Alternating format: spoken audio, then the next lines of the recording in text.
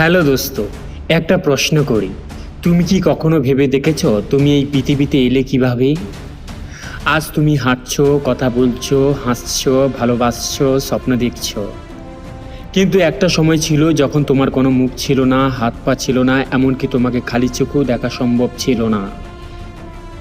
তবু সেই ক্ষুদ্র শুরু থেকেই তৈরি হয়েছিল তুমি। আজ আমরা একদম শুরু থেকে জানব একজন নারী ও পুরুষের প্রজনন প্রক্রিয়া, কিভাবে নতুন জীবনের সূচনা হয়, কিভাবে মায়ের জরায়ুতে বেড়ে ওঠে, কিভাবে ধীরে ধীরে তার হৃদয়, মস্তিষ্ক, হাত পা তৈরি হয়, আর প্রায় 9 মাস পরে কিভাবে সে প্রথমবার পৃথিবীতে আলো দেখে। তাই দোস্ত, চলো শুরু করি মানুষের পৃথিবীতে আসার সবচেয়ে বিস্ময়কর যাত্রা। বিবাহিত স্বামী স্ত্রীর যৌন মিলনের সময় পুরুষের শুক্রাণু নারীর প্রজনন নালীতে প্রবেশ করতে পারে। অন্যদিকে নারীর ডিম্বাশয় থেকে সাধারণত মাসিক চক্রের একটি নির্দিষ্ট সময়ে একটি পরিণত ডিম্বাণু বের হয়।